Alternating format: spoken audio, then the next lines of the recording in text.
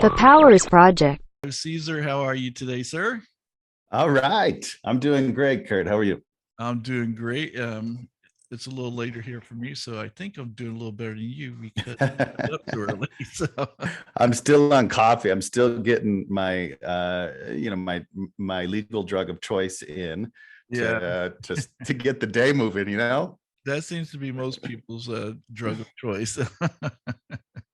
So That's right. the reason you're on the show today is because you are the founder of Good One Communications, and what you do is you teach people how to land their very first TED Talk.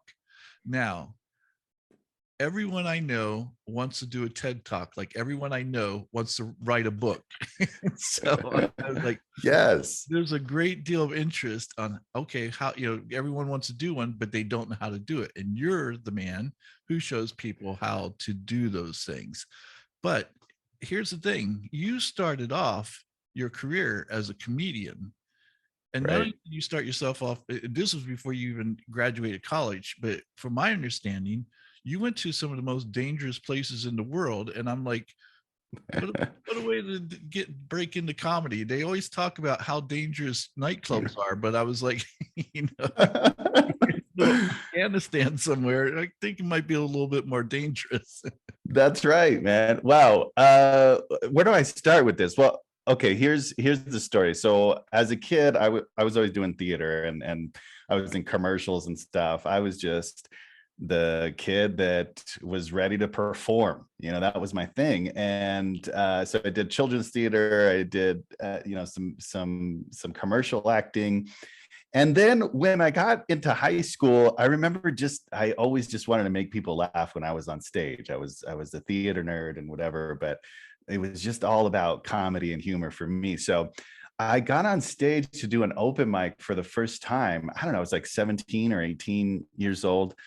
And I mean, I thought it was great. People laughed and whatever. I mean, looking back at it, it was terrible. I mean, whatever you come up with at 17 years old, I mean, unless you're Eddie Murphy, Right. it's probably not good.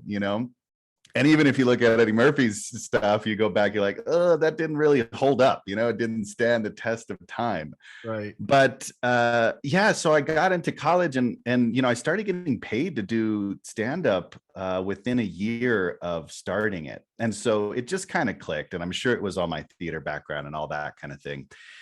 And I got invited to do MWR tours, which is like Okay. USO, right? Say what's it? MWR.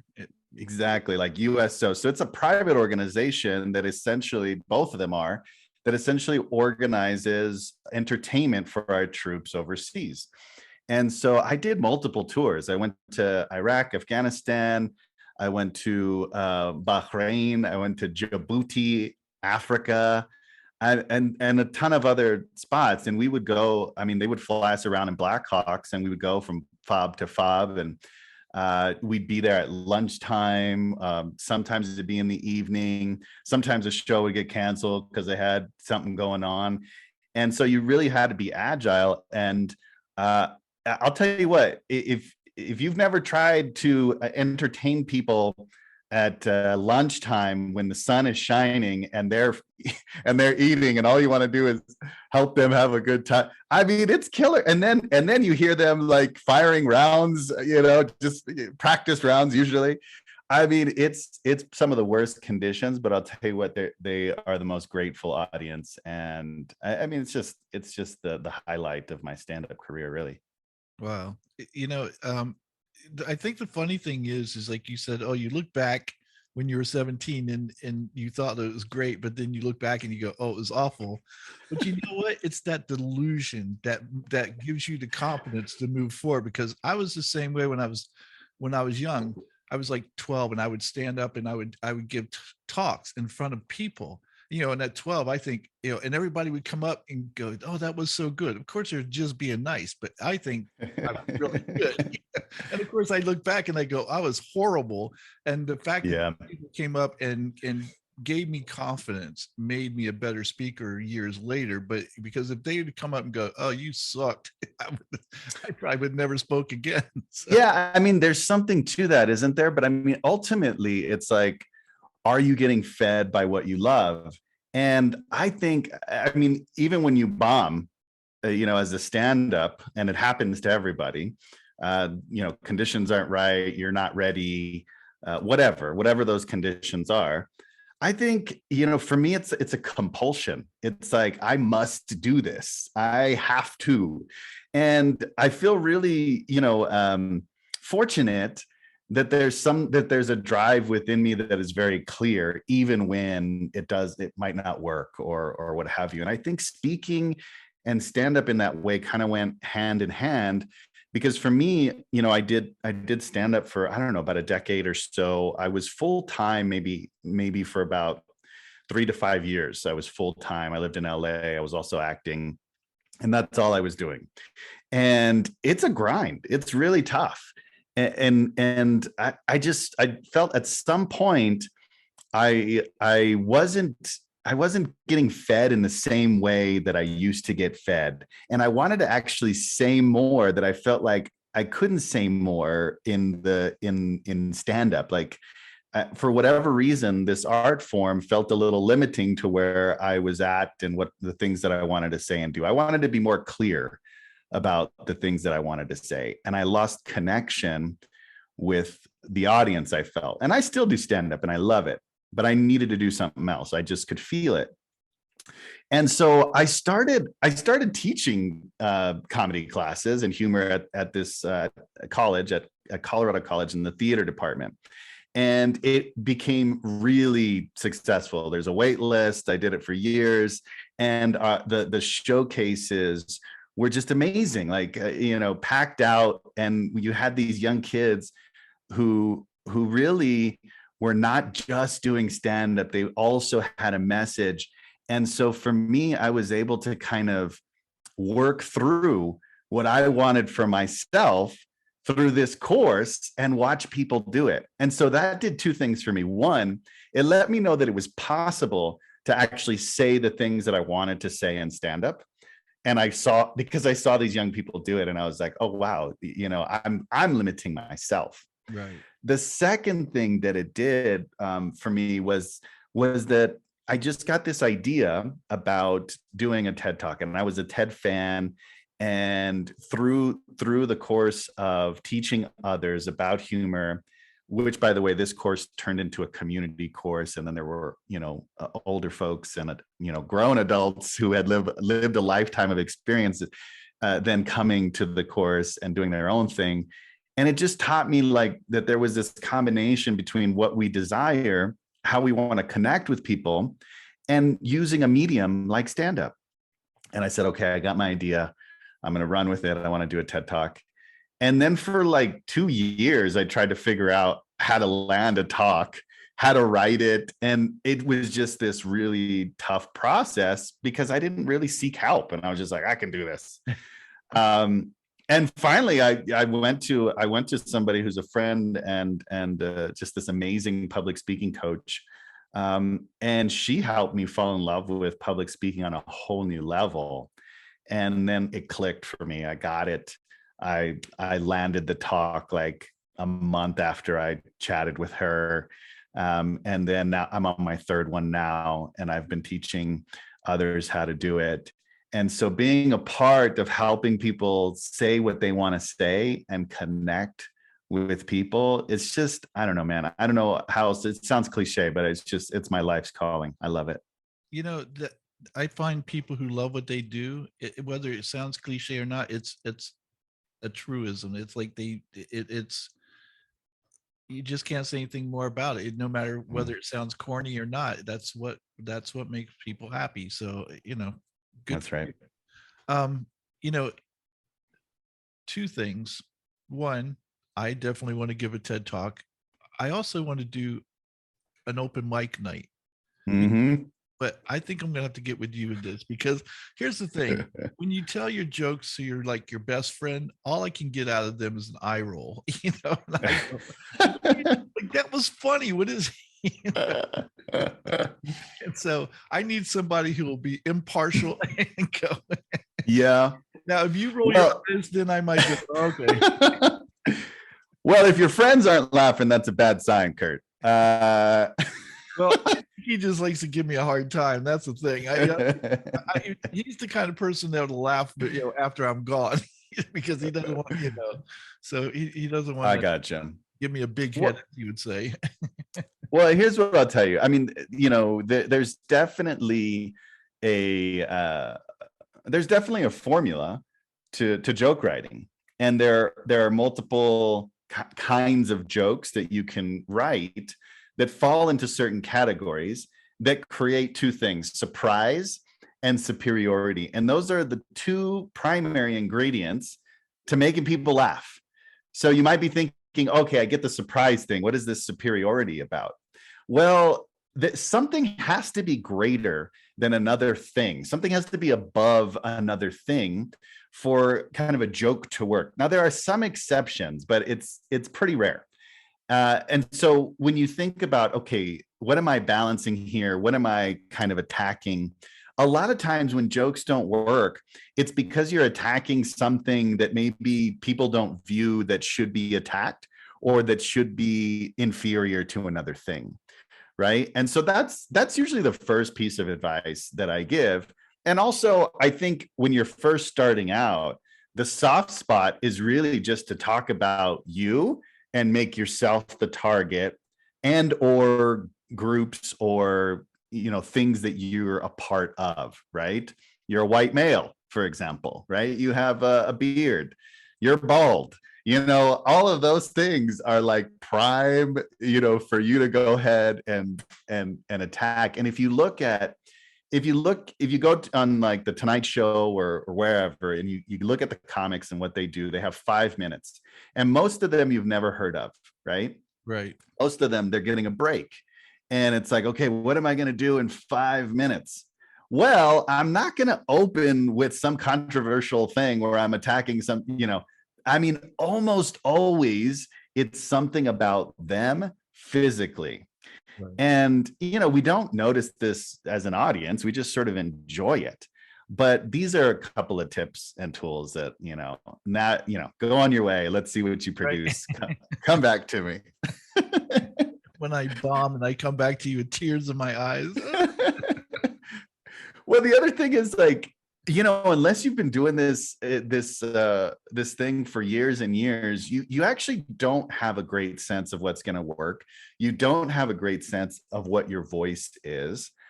And so then you're always relying on the audience to tell you what's good. And that's not a bad thing. You want to consider the audience, because sometimes you think something is genius and then it doesn't work like 5 times in a row. And you're like, okay, I was wrong. But the more you do it, the more confident you become in your voice. And then you find your own audience, right? Unless you're like Jim Gaffigan or Seinfeld, where, like, basically anybody can just kind of tap in and enjoy that. You might be a comic that wants to be more niche. You might be, I don't know, Joe Rogan or what have you, right? I mean, he's a little more niche. Not everybody can enjoy that.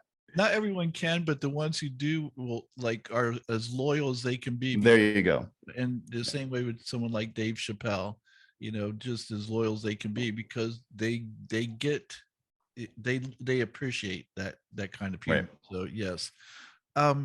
So where was I going to go with? I was going to say something to you about that. So yeah. So something about your beard, or that you're bald. You were ready to give me a joke about. I could. Yeah. I like when you said, "Oh, well, you're a white male." Well, I should just walk out on stage and have a piece of tape over my mouth, because white males aren't allowed to speak about anything nowadays. So it's like, and then I could rip it off and go, "Oh, I forgot I'm gay, so I can talk." So okay. There's something there. See, you're giving some credit. My privilege go. I don't know if it's the case that white dudes aren't allowed to talk. I mean, we're doing a lot of talking right now. I'm Mexican, but I look very white, right. And yeah, it's one of those things where, look, it's a matter of perspective, right? And there's some folks that are going to hold your perspective, and there's some folks that are not. The challenging thing, I think, when you get to when I see the greatest comics of all time, I think Dave Chappelle is a perfect example. where they turn logic and the things that we think we believe into both brilliant comedy and cause us to reflect and question our beliefs, right? Right. And Seinfeld had this one kind of formula where he said, say something, I think it was Seinfeld, forgive me if I misquote this, but say something outrageous and then prove it. And that's also a way to create some surprise and to kind of twist logic, is, you know, to just say something that people are like, that's obviously not true, and then prove that it is true. Right. Exactly. Yeah. You know, you look at to me, the great ones like Dave Chappelle, like Richard Pryor, George Carlin, these guys pushed the envelope. Like they, you know, and yet they spoke truth. Like they, you know, that's the thing. It's like there was truth in their words, and a lot of people didn't like it, you know, because some people don't like the truth. Uh, Mm.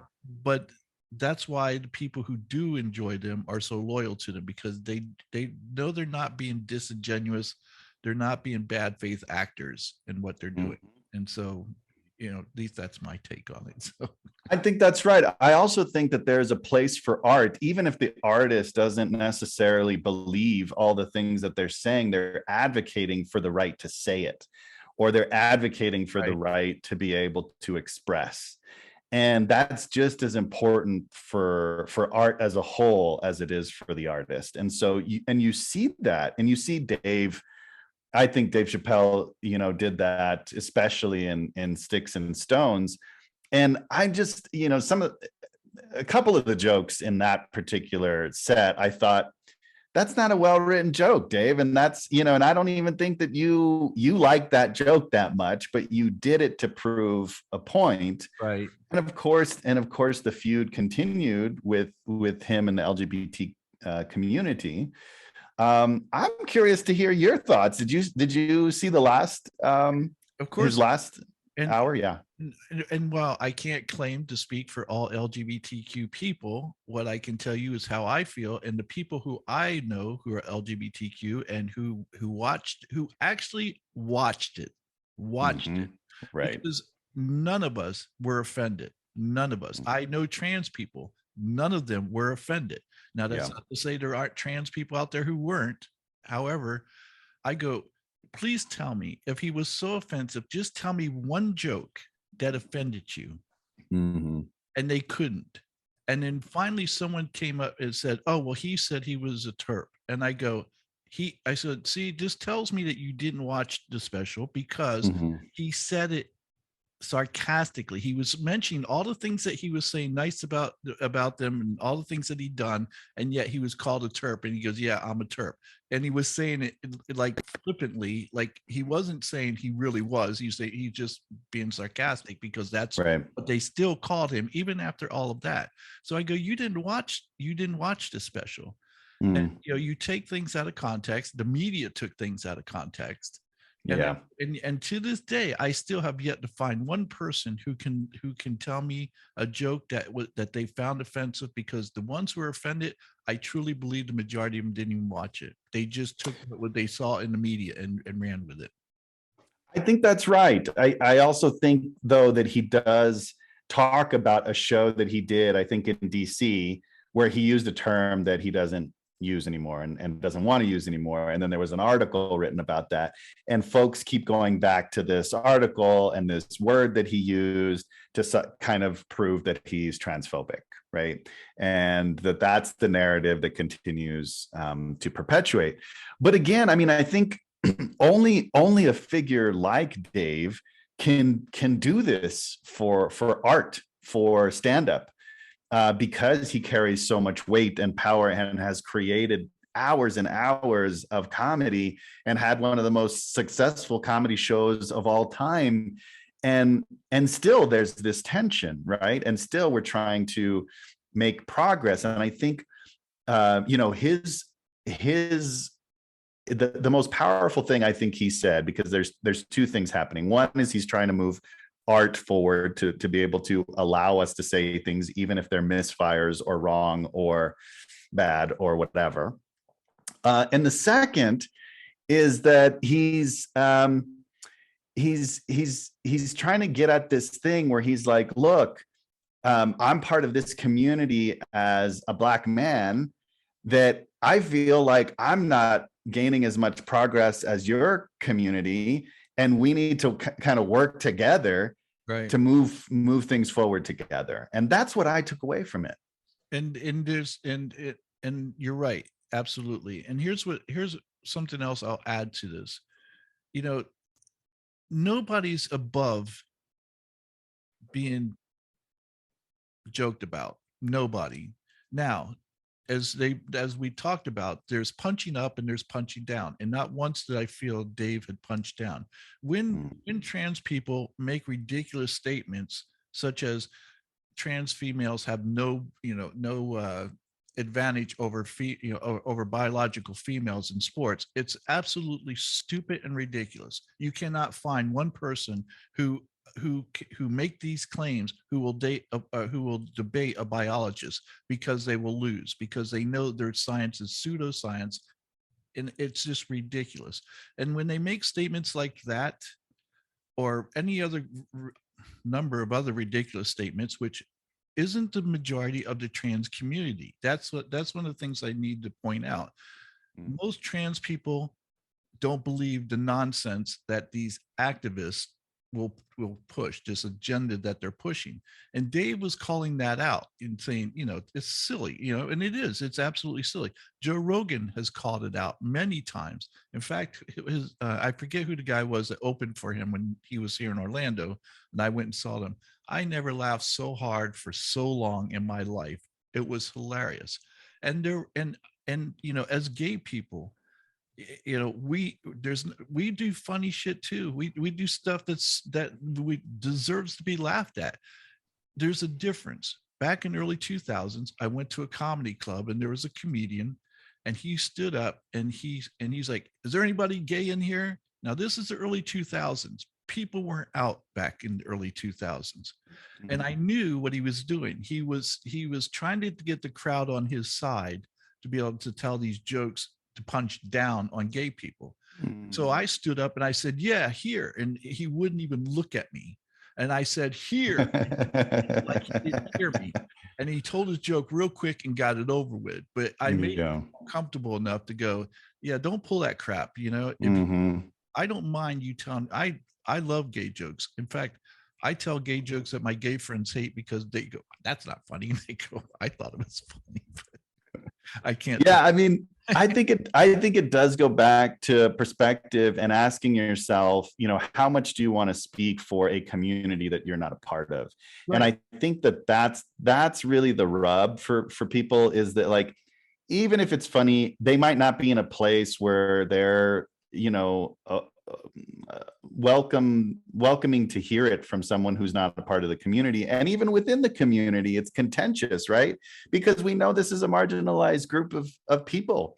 And so I think we do have to be sensitive to that. The bigger question is, how do we also not in the process silence art and artists and etc., right? And so, but yeah, man, so we got to get you on stage. How do we pick an open mic and put you up there?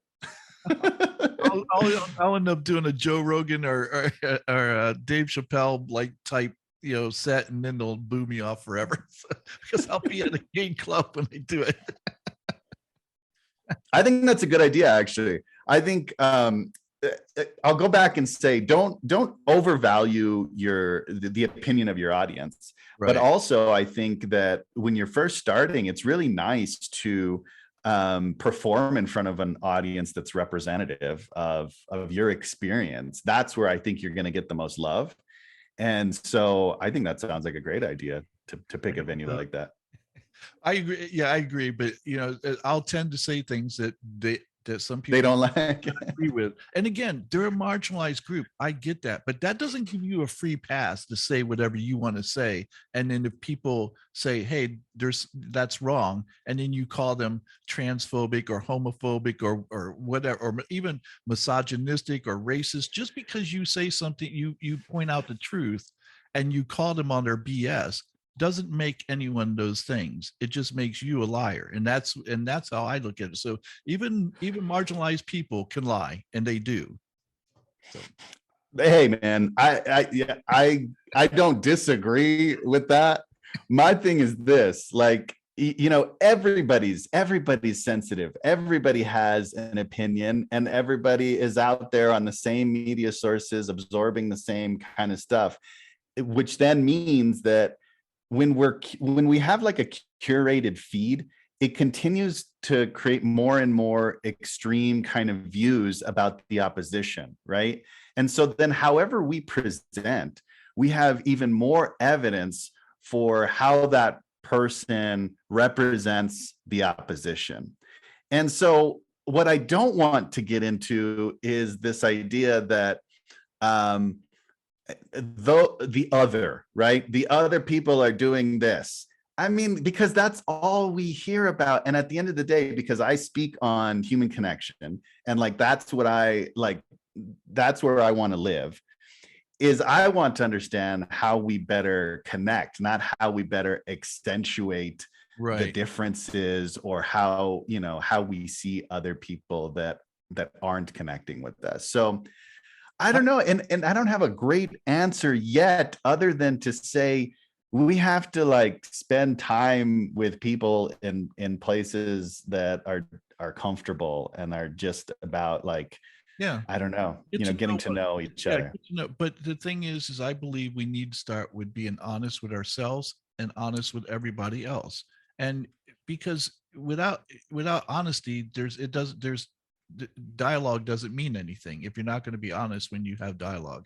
And so that's the thing. It's like we just, and I guess the way I look at it, like you could tell a bald joke, you could tell a gay joke, you could tell any kind of joke you want, and I wouldn't care because I know who I am and I know how I feel about myself. And so I'm not looking for validation from anybody. So I don't care if you say something. Now, again, if you're saying it to punch down, to hurt people, that's, to me, that's wrong. And I think I will Yeah. say this. I think anybody should be able to say anything. If you're the kind of comedian who punches down, I will never go to your show and I will never recommend you. But I would never try to cancel you either. That's the thing, and I think that's the difference. Yeah. I get that. I get that. Well, I say, so let's go into what, because you took your comedy, and I have a theory that once you're a comedian, you're always a comedian. It's everything you do. So I don't think it ever leaves you, even though you may not be up on stage telling, doing Yeah. comedy shows. I think it's always in everything you do.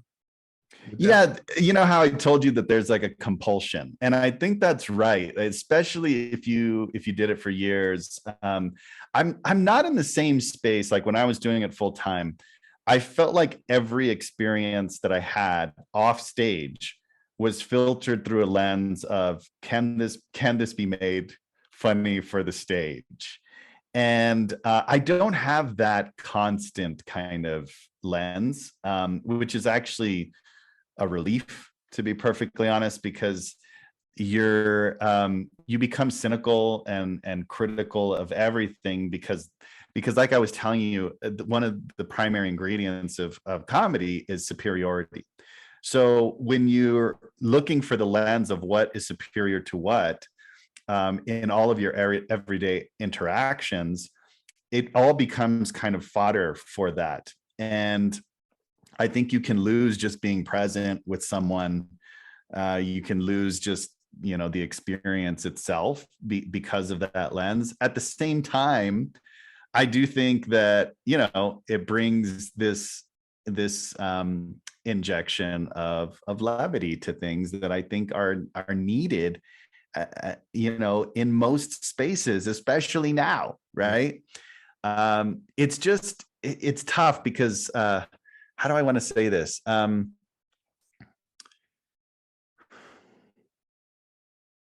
it's really hard to strike that balance of softness when you're being critical, right? Or when you're pointing something out that's like, oh, hey, this is funny. Something's greater than something here, but you have to be very careful about what you're choosing just in everyday interactions or at work for that matter, right? Like a work joke or levity at work in a meeting is very different than the kind of joke that you're going to tell on stage. And so, learning to separate those things, and I think is really important. And I've never been that kind of comedian that was just like Seinfeld or Jim Gaffigan or Ellen, or, that they just have this way of sort of observation and sort of softness, and that can still bring that. I was very like, boom, and here's this thing, and then, hey, and another thing, Exactly. Well, you said at best that when a joke hits, it's like even when you're doing a great job, it only resonates with like 75% of the people. So Yeah. so I was like, oh, really? That was interesting. So I didn't. Yeah, the New Yorker did a study where they were trying to figure out, hey, how well are we doing with these cartoons, right? And they found that even the best they could do with any cartoon was that 75% of people liked it. And that was the highest, right? So the best that you're ever going to do with any joke is please 75% of the audience. And I try to remember that because, it's important, first of all, to know that this is a dangerous activity that you're engaged in, because you can easily drop below 50% on several of your jokes. And if more of your jokes are pleasing only half or less than half of the audience, then you're in a tough spot, right? So here's what I want to say about that. So there's two ways, I think, to look at how you want to be a stand-up.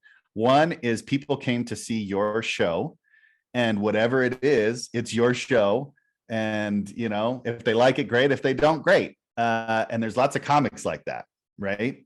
The advantage there is that you start attracting people to what you do, right? And the idea is then that you have your own audience and your own following, and they like what you do. Therefore, maybe your audience will then just be filled with people who like what you do.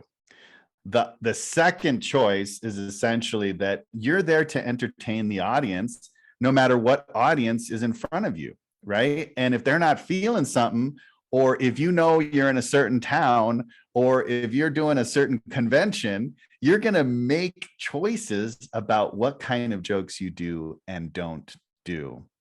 And I tend to lean more towards that because I'm trying to maximize connection with my audience wherever I go, right? But I also see the great advantage of just saying what I do is what I do. Right. And I would lean towards the first one. In fact, yeah. I'm going to make an obscure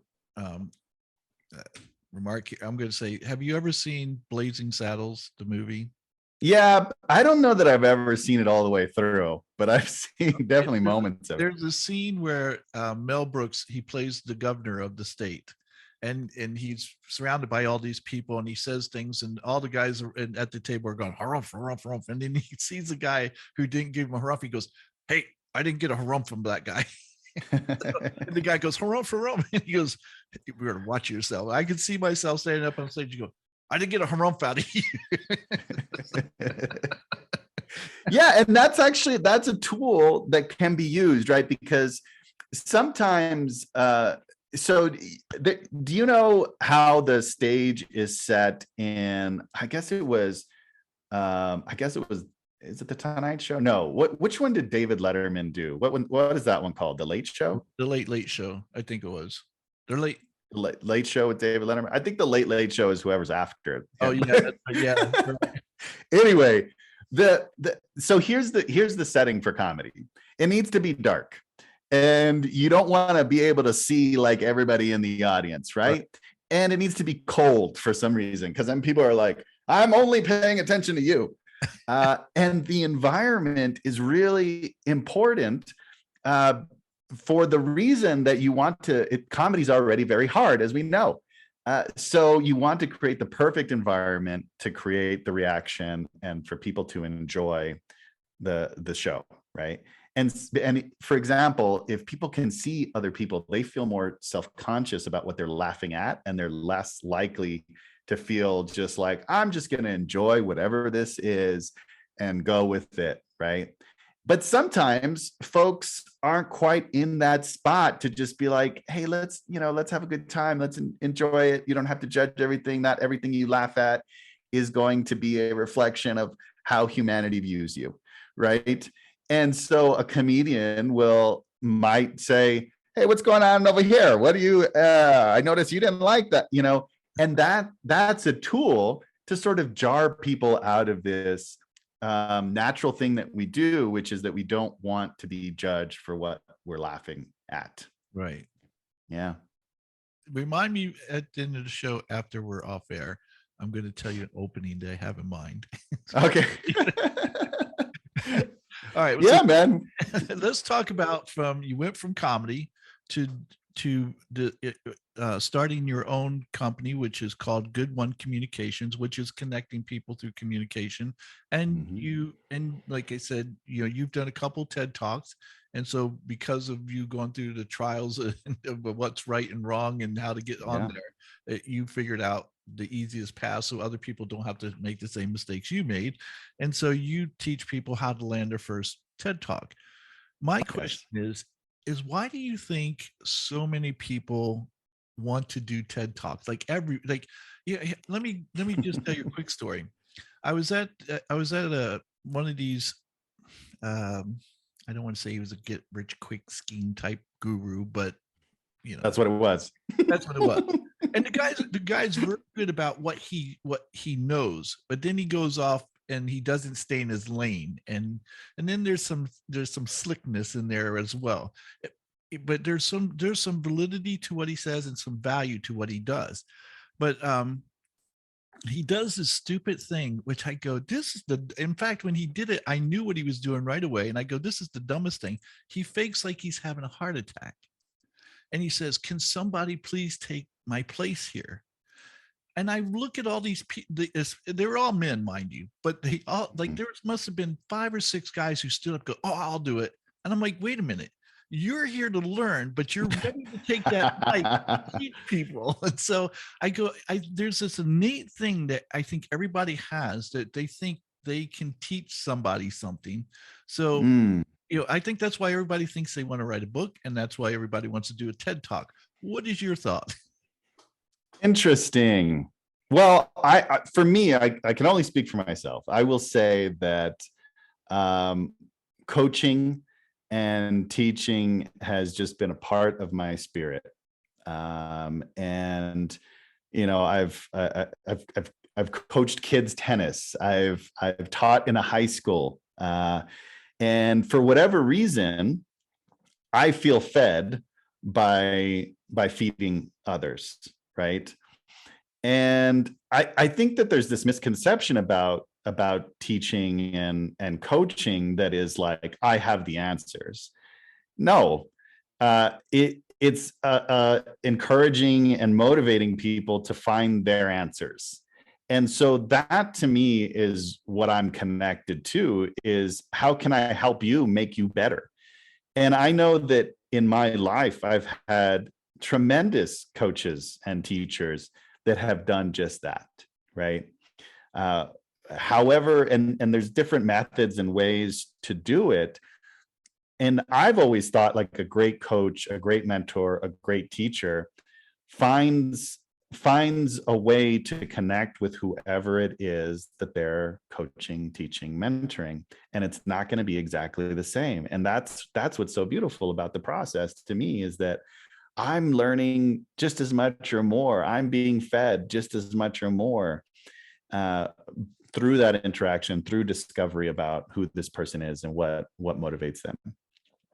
Now, when we talk about books and TED Talks, look, I think there's a huge entrepreneurial surge that is driving a lot of this, because there's a ton of remote workers and people going that direction for a lot of reasons, be it COVID or just the fact that people are so much more comfortable purchasing online.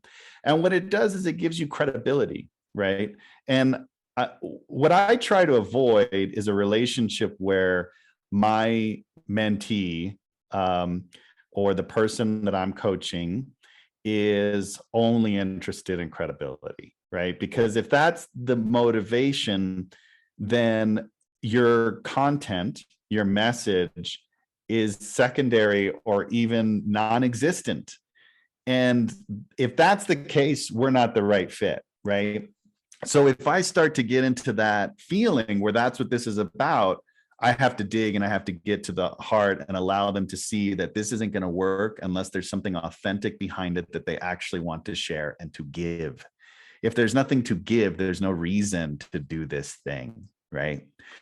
For me, TED was just something that I admired, and I had seen several talks that changed my worldview in a matter of 10 minutes or so, which I thought was just this phenomenal thing that I didn't think was possible, but it became possible through the power of public speaking. And it's a tool, and you can get really good at it. And that doesn't mean that what you're communicating is some farce or some like a sneaky thing. In fact, when it's done at the highest level, it's as authentic as it could be, because you've learned how to communicate it as authentic as you feel it. That's the beauty of a good book. That's the beauty of an amazing TED Talk.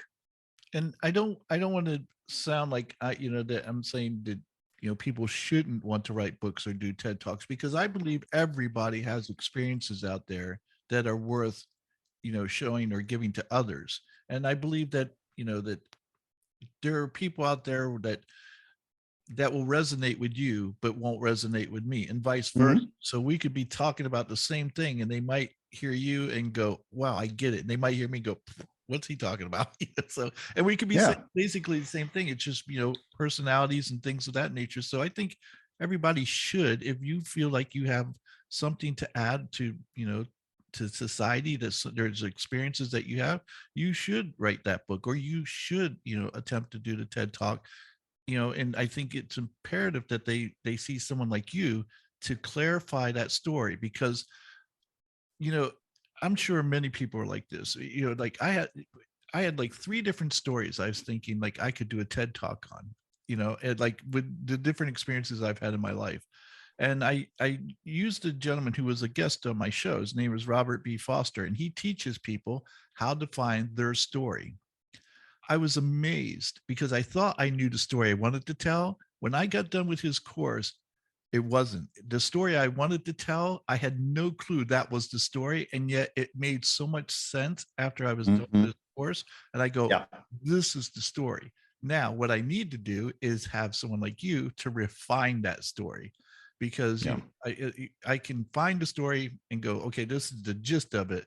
But every story needs to be refined so that the audience gets it. It's not enough that I get it. And so, That's exactly right, my friend. And uh, the storytelling really is what we're doing when it comes down to it, and that is how we learn.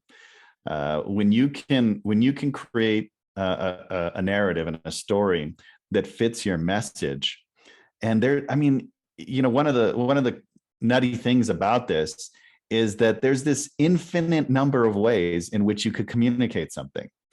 Uh, and there's a ton of stories that could work, but finding the one that's authentic to you, that connects with your audience, is what the journey is about, really. And I think that if I look at the most powerful TED Talks, the most powerful speakers I've ever seen, the best books that I've ever read, I have connected with the story that proved the point. right.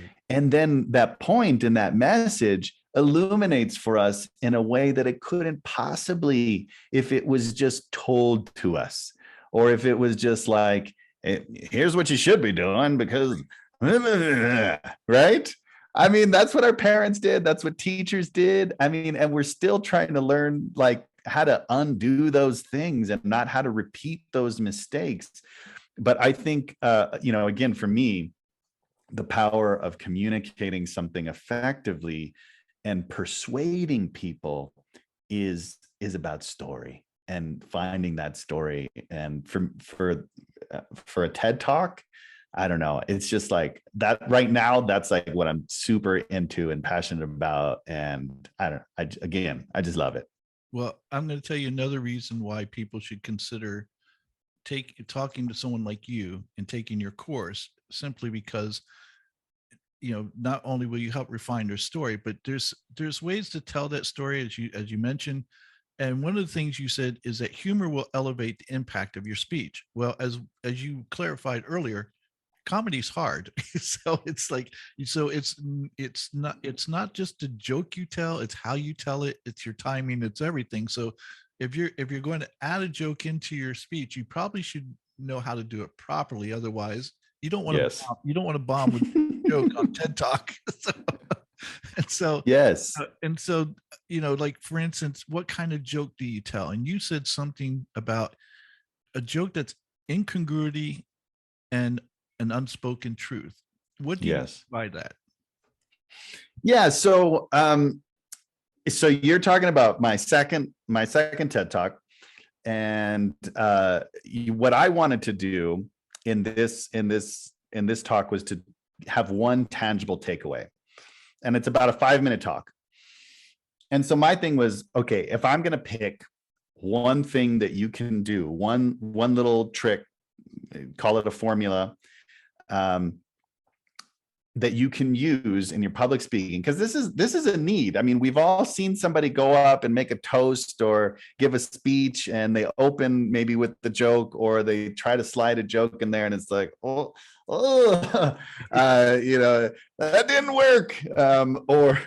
Or they tell maybe a joke that they've heard that they thought was funny, but then it reveals that they maybe have like a bias of some kind. I don't know. It could go wrong, 100 different ways. And so, the formula that I picked there was actually, again, a study that was done by the American Psychological Association.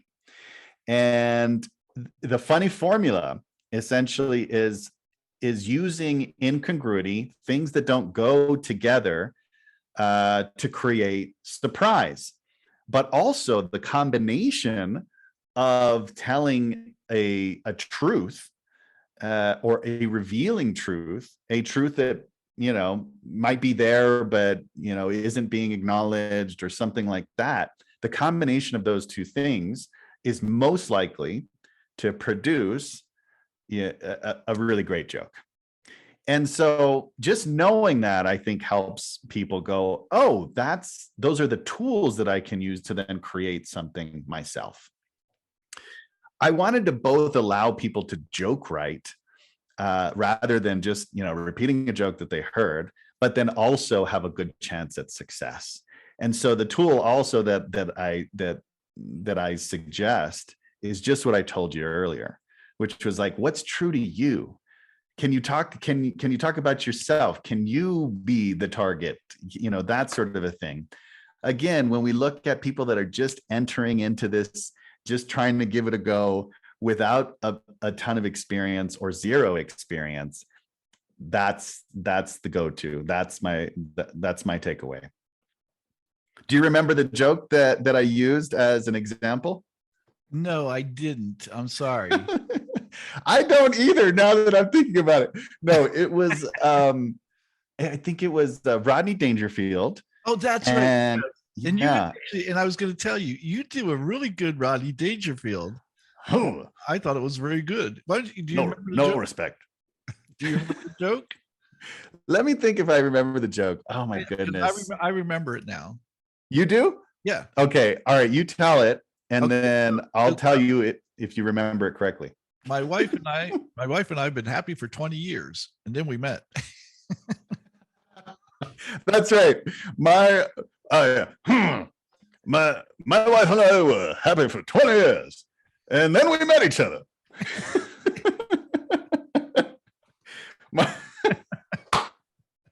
Yeah, literally, I mean, it's just such a beautiful joke, right? Because he's revealing sort of the pain of marriage that's relatable. Right. It's about him and his wife, right?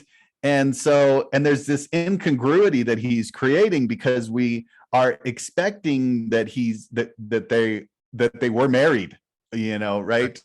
While they were happy, but then there's the reveal that in fact he was talking about before they even met. So it's revealing, it's got incongruity, right? And there's just this truth in there, this nugget of truth about, hey, marriage is hard, y'all. It's hard, it's tough. And yeah, maybe I was happier in some ways before I met my spouse. So anyway, man, it's just, it's a perfect example. He was a master joke writer. And just using that as kind of a roadmap for, hey, how can I create a joke here that'll land well? Right. Yeah, he was great at the type of jokes he told. And there's lots of comedians that, I remember Don Rickles. I had to grow up and to learn to like Don Rickles, because at first I thought he was way too harsh, and then I got his comedy when I got older and I got what he was doing.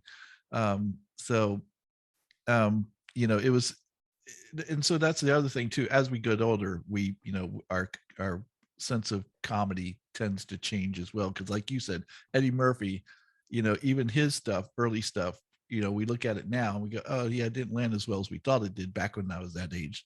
Exactly. I just want to ask you a couple more questions real quick, because I know that you've got a busy day ahead of you. So, without giving away the farm, what are just a couple of things that you would say people need to know in order to give a good TED Talk besides the comedy part? Yeah. So yeah, and humor doesn't have to be a part of it. It depends on on the topic and really what you're wanting to express. There certainly are great TED Talks that don't use humor. I will say like 5 or 6 of the top 10 most watched TED Talks have a lot of humor in them. And so it's a great tool. It's shareable. And that's one thing that you want to think about when you're creating any kind of content. Like, hey, how do I impact the most people? Well, what makes it shareable? But, the one thing that I think people need to take away when they're looking at, okay, I want to go and apply, I want to create a great TED Talk, is creating their through line. And what that means is essentially like a thesis statement. But it's the thing that runs through the whole talk, that guides every story that you tell, every example that you give, from how you open to how you close. And so you can't really go in and express your idea or start writing your talk without your through line. And believe it or not, though, when most people go to apply, they don't have a clear through line. And that's what kills them. That's what, that's why they don't get selected. That's why I didn't get selected for the first 2 years, right? I had an idea, but I didn't know how to express it clearly.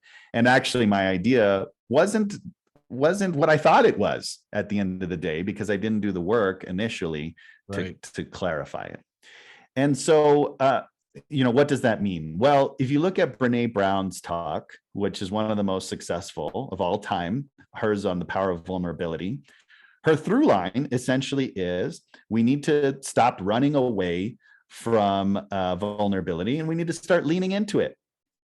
That's it. That's the line, right? And the clarity of it is beautiful. And it was exactly the right message at the right time. And she gave a great talk. It wasn't like the best public speaking I've ever seen, but the message was so clear and so needed and so timely that it blew up. But it wouldn't have been there without the clarity of that message. Another thing that she did really well, and this is sort of a marketing trick, is that you tell us where we are and where we need to be, what we need to not do, and what we should be doing instead. Right. And that is the journey of any great talk. Here we are, and here's where we need to be. And your through line should do that too. So for whatever reason, just as human beings, if we think we're doing something wrong and we need to correct it, and you have the answer, we go, oh, well, can you please tell me what that is? Right. And now that you know this, and if you didn't know this before, you're going to start seeing it everywhere. Right. It's a tool. Right. It's a trick of sorts, but if it's done correctly and it's authentic, that's when you can really explode. And that's the best feedback I can give anyone. Now, I noticed that you're in New Mexico, and yet the TED Talk you gave was in Colorado Springs. When people get chosen for TED Talks, is it anywhere, or is it in their area, or how does that work? Yeah, so you can apply anywhere. You can travel anywhere. I used to live in Colorado, and that's why I applied to the local one there. But if you're willing to go to London to give a talk, I mean, you can go to London, right? Yeah. I mean, they're everywhere. There's about 3,000 TEDx events every year, and so there is a lot of opportunity. But locally, I think is where I always recommend starting, because these were started initially so that TED could get the message out locally, and that we could have sites that were more accessible and people could participate. And so that's really part of the mission. But hey, if you want to travel and you want to do it, you apply anywhere you want. Yeah, that sounds great. And how long does the TED Talk normally take? Does it last? You mean like the talk itself? Yes. So the maximum amount of time it can be is 18 minutes. However, for whatever reason, TED has kind of started to narrow that in, and it's probably because folks aren't watching these all the way through all the time. And so my last one was the most recent one I just completed was 8 minutes. The one before that was 5, and the one before that was like 11. And so most sites now are doing like 12 to 15 max. But some of my favorite talks, Derek Sivers has a few talks that are like, yeah, there's one that's 3 minutes, and it's like on how to start a movement. And it's like one of the best talks I've ever seen in 3 minutes. I'm like, how did he do that? Right. And it's about the clarity of the message that you're trying to convey. So there's no limit on how short it can be. So 3 minutes. No.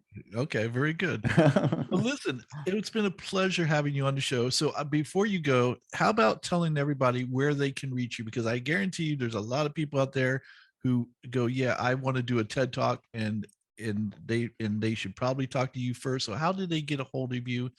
Tell me your website, your social media. Yeah. Well, there's a couple of different ways to do that. So I have a Facebook group that's really active, and I'm always giving tips and tricks in there. And it's just TEDx speakers. And you can find me, you can find us on there. And I also do a monthly newsletter that gives the latest TEDx sites that are looking for speakers, and also, again, kind of tips and tricks. And that's totally free for people to just sign up for. And that's on my website. It's CesarCervantes.tv / TEDx newsletter.